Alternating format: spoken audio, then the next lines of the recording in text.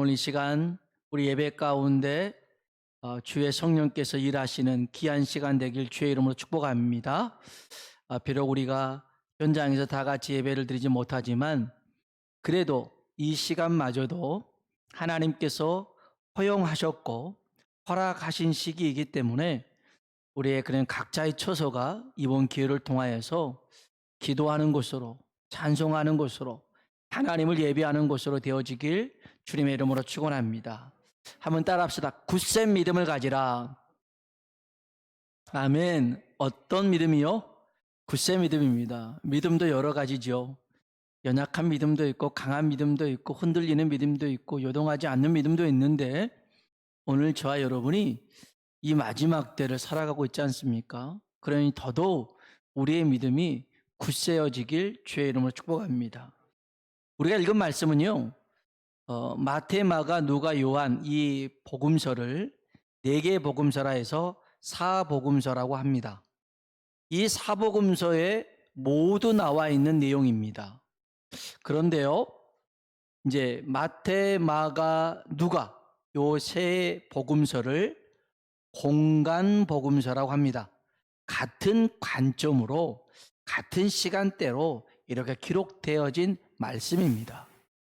그래서 족보를 보더라도 이제 뭐 아담에서부터 나오는 경우도 있고 안 그러면 요셉부터 올라가는 경우도 있고 그럽니다. 그런데 요한복음은 그런 족보 없습니다. 마치 요한복음 1장 1절은 창세기 1장 1절과 비슷합니다. 태초에 하나님이 계셨으니, 태초에 말씀이 계셨으니 그 말씀이 곧 하나님이시니라. 이 요한복음 1장 1절입니다. 태초에 하나님이 천지를 창조하시니라. 이게 창세기 1장 1절이거든요. 그래서 굉장히 스케일이 큽니다. 커요. 이 마태, 마가, 누가 이 공간복음서에는 이 우리가 읽었던 이 본문이 고난주간에 있었던 일로 기록됩니다. 그래서 십자가의 죽음을 앞에 두고 예수님께서 하셨던 성전 척결, 성전 정화의 사건이라고 얘기를 합니다. 그런데 이 요한복음에서는 이것을 앞에다 둡니다. 예수님 사역의 시작에 두고 있습니다. 이것은 성경의 오류를 얘기하고 있는 게 아니고요, 사도 요한이 의도적으로 이 성전을 정화시켰던 이 일을 앞에다 둔 것임을 우리는 이제 알 수 있게 될 것입니다. 일단 요한복음에서 나타났던 이 우리가 본문은, 그리고 고난주간에 일어났던 그 말씀은 시간은 3년이라는 터울이 있습니다. 하지만 공통점이 하나 있습니다. 유월절에서 일어났던 일입니다. 유월절. 우리가 유월절 하면 뭐가 생각납니까?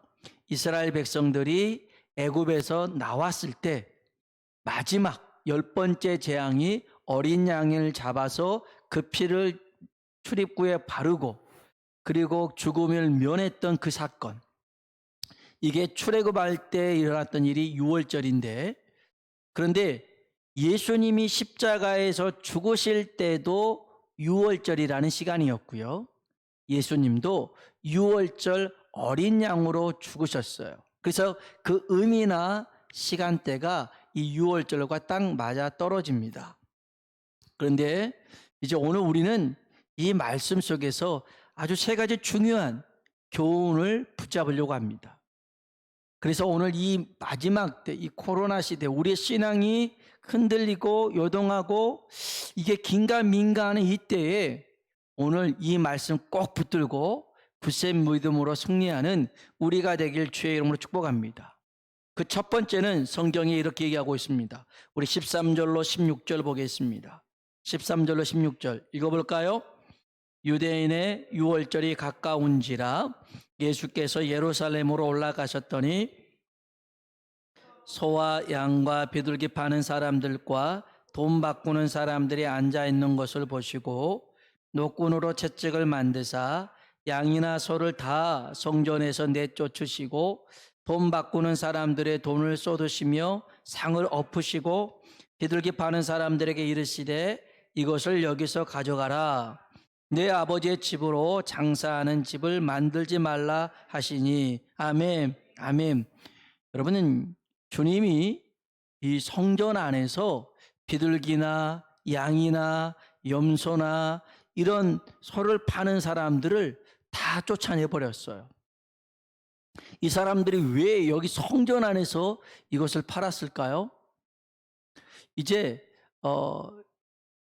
하나님 앞에 드리려면 쉽게 얘기하면 우리나라에서 이렇게 예배 드릴 때 달러로는 헌금을 할 수가 없어요.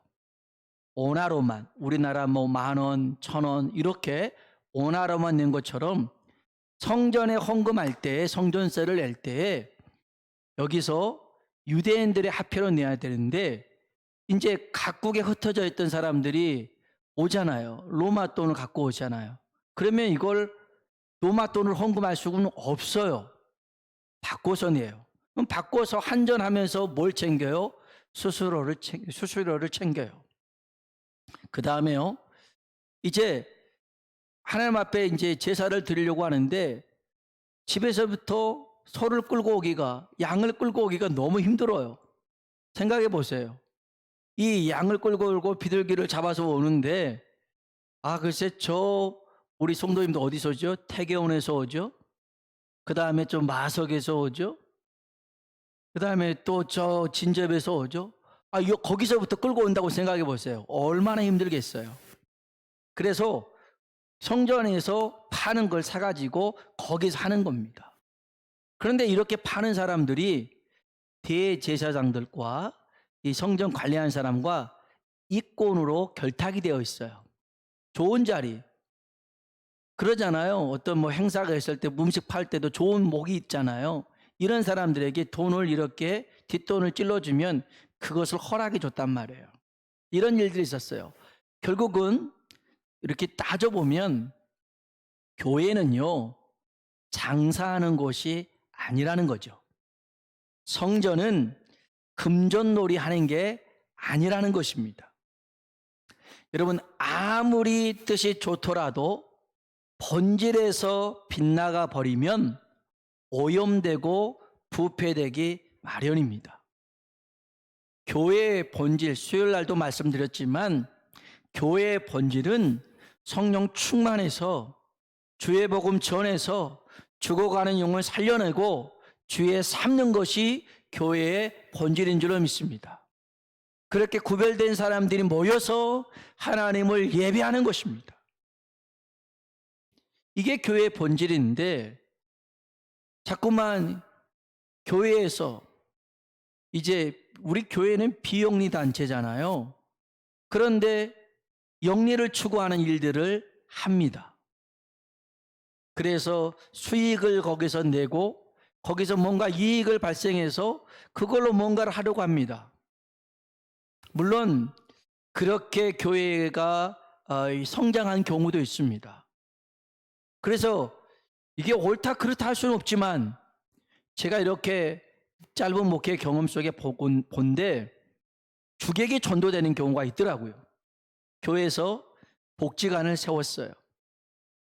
그리고 많은 걸 투자해서 세웠는데 나중에 보니까 이 복지관은 교회와 별개의 재산이 됐고 이 복지관을 운영하는 그분의 주머니 속으로 들어가는 그런 구조가 되어버렸더라고요. 그래서 교회는 그렇게 그 복지관을 통해서 이렇게 사람들 채워주는 그런 역할로 되어서 제가 그런 일들을 정말 열심히 잘 하시는 분들 말고요. 또 여러 지역 아동센터인데 많은 선교 사역을 하신 분들이 있습니다. 그런데 교회는 교회의 본연의 본질, 목표를 잊어버리면 안 돼요. 영혼을 구원하는 곳이 교회고 구원받은 이들이 하나님을 예배하는 것이 교회인 줄로 믿습니다. 주님이요. 사실 이렇게 이 사람들이 이렇게 했던 이유가 뭡니까? 편리주의입니다. 귀찮잖아요. 멀리서부터 끌고 오기 귀찮잖아요. 그래서 앞에서 산 거예요. 베레스 우사라는 말씀 들어보셨나요? 하나님의 법궤를 수레에 끌고 가는데 수레에서 법궤가 떨어지려고 그래요. 우사가 막았어요. 떨어져서 깨지면 안 되니까 박수 쳐줘야죠. 근데 하나님이 이 우사를 죽이셨어요. 법궤를 손댔다고 죽이셨어요. 다윗이 하나님의 법궤를 가지고 오려고 했는데 이 일이 제동이 걸린 거예요. 원인을 파악해봐요. 하나님의 법궤가 나한테 오는 것이 다윗 이 성으로 들어오는 것이 하나님 안 기뻐하시는 것일까? 아니에요. 기뻐해요. 모든 사람이 다 즐거워요. 근데 원인이 뭔가 봤더니 하나님의 법궤는요, 제사장들이 어깨에 매게 되어 있어요. 매고 가지고 와야 돼요. 근데 수레에 끌고 왔어요. 법궤를 수레에 끌었던 적은 언제냐면 법궤가 한 번은 이스라엘 백성들의 잘못으로 블레셋에 뺏긴 적이 있어요. 그래서 하나님이 이스라엘 백성들이 뺏긴 그 법궤를 하나님 스스로가 되찾았어요. 블레셋에 재앙을 내렸어요. 그래서 블레셋 사람들이 안 되겠구나, 다시 이 법궤를 이스라엘로 보내야겠구나, 벳세메스로 보냅니다. 그때 했던 방법이 뭡니까? 수레에 실어서 보냈던 거예요. 근데 하나님은 반드시 어깨에 매서 가지고 오라는 거였어요. 이동할 때. 근데 그 방법을 썼어요. 왜요? 편하니까. 저는 우리가 이 코로나의 상황과 또 사회적 거리두기 이런 지침에 의해서 이런 상황 속에서 비대면 예배를 드리지만, 만일 이것이 하나님을 예배하는 그 일과 또 하나님을 향한 우리의 믿음의 어떤 결함을 가져온다면 우리는 이 예배에 목숨을 걸어야 됩니다. 정말 그래요. 허나 지금은 그런 차원의 문제가 아니잖아요. 그래서 이 코로나가 잠잠해진다면 저는 반드시 여러분에게 말씀드리고 싶습니다. 물론 집에서 피치 못할 상황 속에서 예배 드려야 되지만, 될 수밖에 없는 상황 속이라면 그렇게 되지만 아닙니다. 반드시 하나님 전에 나와서 함께 예배를 드려야 됩니다. 그것이 옳은 방법입니다. 히브리서에 보더라도 마지막 때 패하기를 쫓는 어떤 사람들의 습관을 쫓지 말라는 거예요. 모이기에 더욱 힘쓰라는 거예요. 오늘 저와 여러분이 이 코로나가 속히 잠잠해져서 함께 우리 모여서 예배 드린 그날을 사모하며 나가길 주의 이름으로 축복합니다. 교회는 여기서 금전놀이 하는 것도 아니고 장사해도 되는 것도 아닙니다. 주님이 다른 복음서에서 뭐라고 그랬냐면, 한번 따라합시다. 내 집은 기도하는 곳이다. 아멘. 주님의 성전은요, 기도하는 곳입니다. 자, 달리 얘기해 볼까요? 기도하지 않으면 성전이에요, 성전 아니에요? 성전 아니라는 겁니다. 하나님의 성전에서 기도 소리가 끝나버리면 그건 교회 성전 아니라는 의미입니다. 아니, 수익을 남겨서 선교하고 좋아요, 허나 기도하지 않는다면 의미가 없어요. 강도의 소굴이 되고 말아요. 그래서 주님이 우리에게 주신 교훈이 뭐냐면, 여러분, 우리 교회는 기도하는 교회가 되어야 될 줄로 믿습니다. 우리 교회뿐만 아니라 여러분의 처소가 기도의 처소가 되고 여러분이 기도의 사람이 되길 주의 이름으로 축복합니다. 바울이 기도의 사람이었어요. 그래서 마게도냐의 첫 성 빌립보에 갔는데 아예 기도할 만한 처소가 없었어요. 그래서 냇가에서 모여있는 여인들에게 이 근처에 좀 기도할 만한 처소가 있습니까? 했더니 누디아가 우리 집으로 갑시다. 가서 그 집에서 기도하면서 기도하고 예배고 했더니 그 집이 빌립보 교회가 된 거예요. 그 여인의 루디아의 집이 교회가 된 거예요. 기도하다가 이런 역사가 있어요. 오늘 우리 교회 우리 자신들이 기도의 사람이 되길 주의 이름으로 축복합니다. 사람들은 이제 본문에 다시 돌아와서요, 이 성전을 엎어버리고 예수님 성질 여기서는 내셨어요. 와국하셨어요. 그냥 다 쫓아내버리고 다 여기 뒤집어 엎어버리고 그랬어요. 그러니까 어떤 사람들이 왜 그러는데, 네가 무슨 권한을 가지고 그러는데, 야, 네가 이렇게 능력 있으면 한번 표적을 보여봐. 그럽니다. 그때 예수님께서 뭐라고 그러냐면 이 성전을 헐어라. 내가 사흘 만에 다시 세우겠다. 라고 그럽니다. 사람들이 그래요. 뭐라고? 이 성전, 헤롯 성전입니다. 헤롯 왕이 유대인들의 환심을 사기 위해서 46년 동안 지었던 성전이거든요. 46년이나 지었던 성전을 네가 3일 만에 짓는다고? 웃기지 마라 그럽니다. 성경 볼까요? 자, 18절부터 21절입니다. 읽어보겠습니다. 이에 유대인들이 대답하여 예수께 말하기를 내가 이런 일을 행하니 무슨 표적을 우리에게 보이겠느냐? 예수께서 대답하여 이르시되 너희가 이 성전을 헐라 내가 사흘 동안에 일으키리라. 유대인들이 이르되 이 성전은 46년 동안에 지었건을 내가 3일 동안에 일으키겠느냐 하더라. 그러나 예수는 성전된 자기 육체를 가리켜 말씀하신 것이라. 아멘. 지금 성전을 헐었다가 3일 만에 다시 세우겠다라고 하는 것은 어떤 의미예요? 예수님의 부활을 말씀해 주고 있는 겁니다. 자, 잘 들어보세요. 이들은 지금 네가 무슨 권한을 가지고 이런 일을 하느냐? 우리에게 표적을 보여봐라. 네가 그런 능력이 있는지 확인하고 싶다라는 겁니다. 표적을 구했습니다.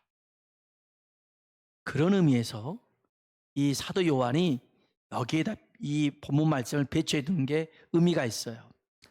2장 1절에 보면 예수님께서 갈릴리 가나 혼인잔치에 초청을 받아서 갑니다. 거기에 포도주가 떨어지죠. 예수님의 어머니가 예수님에게 요청하고 예수님이 하인들에게 시켜서 물이 포도주로 바뀝니다. 물이 포도주로 이게 첫 번째 이적입니다. 물이 포도주로 바뀐 이것을 많은 학자들은 예수님의 십자가 죽음을 예표한다라고 얘기하고 있습니다. 물이 변해서 포도주가 됐다, 피가 됐다라는 것. 십자가의 죽음을 얘기하고 있고요. 두 번째로 성전을 헐어라.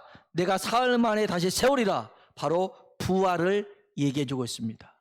그러면 자, 보세요. 우리가 세상 사람들에게 보여줄 만한 가장 최고의 기적과 능력은 뭐예요?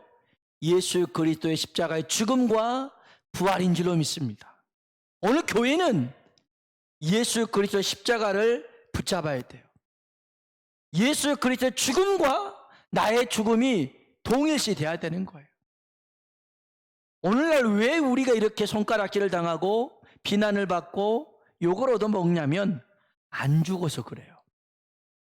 내가 그리스도와 함께 십자가에 못 박혔는데 예수님만 죽고 나는 안 죽어요.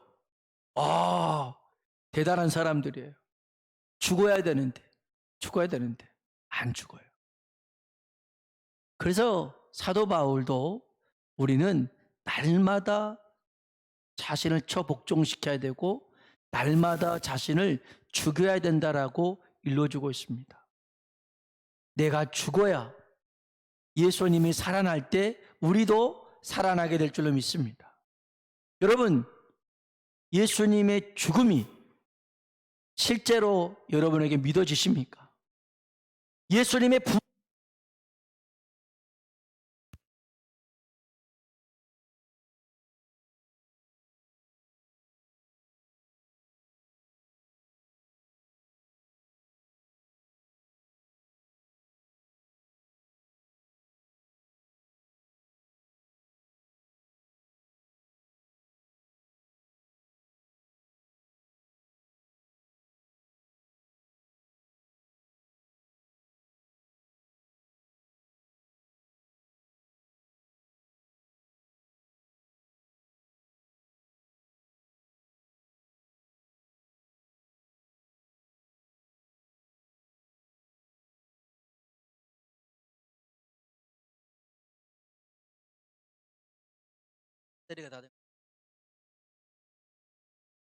아브라함도 이삭을 모리아산에 바치려고 했을 때 종들에게 그럽니다. 너희는 여기 있어라. 내가 아이와 함께 예배드리고 오겠다는 겁니다. 번제로 죽일 아이인데 아브라함은 이 이삭이 죽는다고 생각하지 않았습니다. 하나님은 죽이기도 하시고 살리기도 하시는 믿었어요. 여러분 믿으십니까? 한나도 믿었어요. 우리 하나님은 가난하게도 하시고 부하게도 하시고 죽이기도 하시고 살리기도 하시고, 한나의 찬양에 그게 나와요.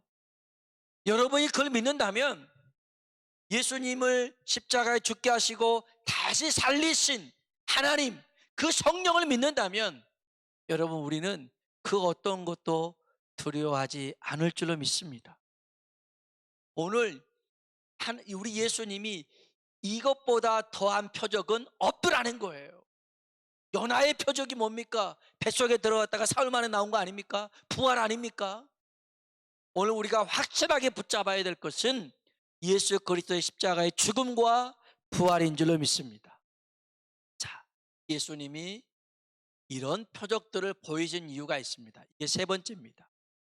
첫 번째로는, 교회는 장사하는 곳 아니에요. 금전놀이 하는 게 아니에요. 기도하는 곳이고요. 두 번째는, 이 말씀 속에서 예수님께서 부활이 우리에게 주시는 가장 놀라운 표적이라는 것, 그리고 이렇게 하신 이유가 있더라는 거예요. 세 번째입니다. 성경 한번 볼까요? 2장 11절입니다. 2장 11절 같이 한번 읽겠습니다.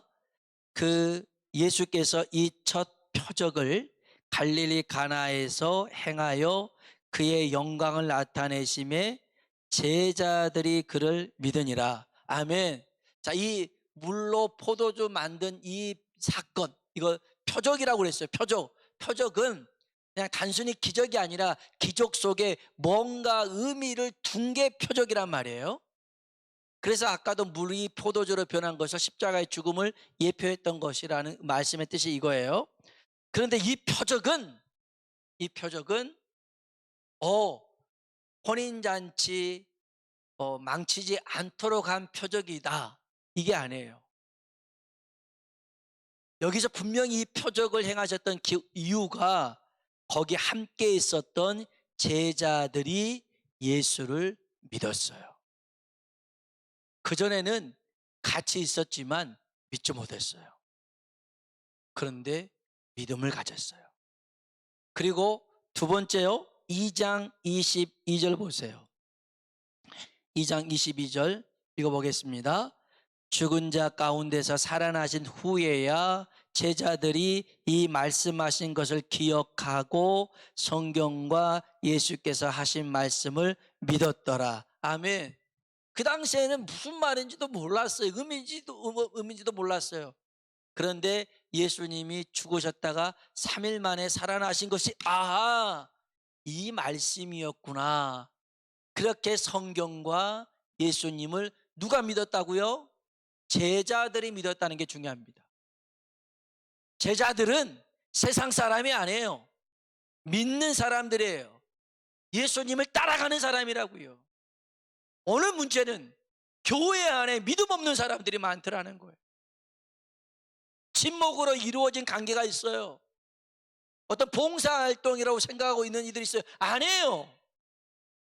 교회에는 믿음의 사람들이 모여서 하나님 앞에 영광을 돌려야 될 줄로 믿습니다. 오늘 믿음의 역사를 만들어내는 사람들이 우리들이 돼야 되더라는 거예요. 근데 안타깝게도 지금 예수님의 제자들이 예수님을 믿지 못한 거예요. 그래서 기적을 보였어요. 능력을 보였어요. 뭐 하라고요? 믿음 가지라는 거예요.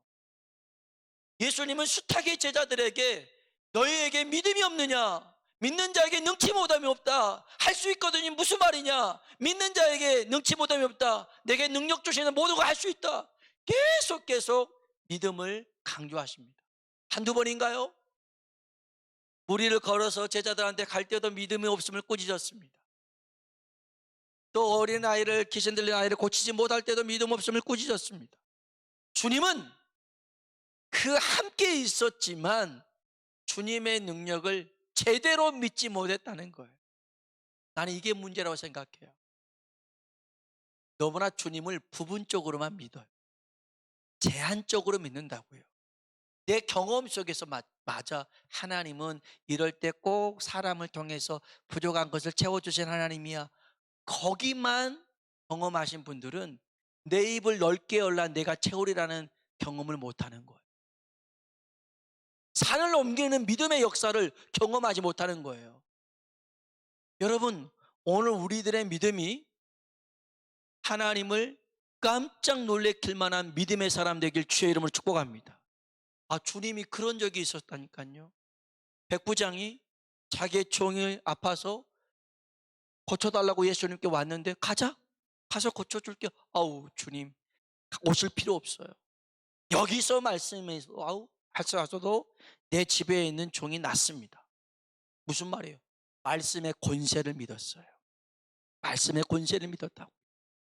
믿음은요, 말씀의 권세를 믿는 거예요. 그럴 때 내 삶에도 역사가 일어날 줄로 믿습니다. 성경에 보니까, 내가 이스라엘 아무에게서도 이런 믿음 본 적이 없다. 이런 믿음 본 적이 없다. 내 믿음대로 될지어다 그래요. 얼마나 놀라운 믿음입니까? 오늘 저와 여러분이요, 믿음이 작다면 큰 믿음 구하시길 주의 이름으로 축복합니다. 주님은 산을 옮길 만한 믿음도 우리에게 주셨다고 말씀하셨잖아요. 나무를 저 바다에도 심을 수 있다라고 말씀하셨잖아요. 뻥이 심한가요? 아니에요. 능히 하실 수 있습니다. 제발 하나님의 능력을 제한하지 마시고, 여러분이 알고 있는 믿음이 전부라고 여기지 마시고, 내 입을 넓게 열려서 하나님을 깜짝 놀래킬 만한 믿음의 사람 되길 주의 이름으로 축복합니다. 나중에 돼서야 제자들이 믿는 거, 얼마나 나중에 돼서야도 믿으니까 다행이지만 아니잖아요. 오늘 저와 여러분이 굳센 믿음으로 하나님께 영광이 되길 주의 이름으로 축원합니다. 우리 같이 한번 찬양을 부르실까요?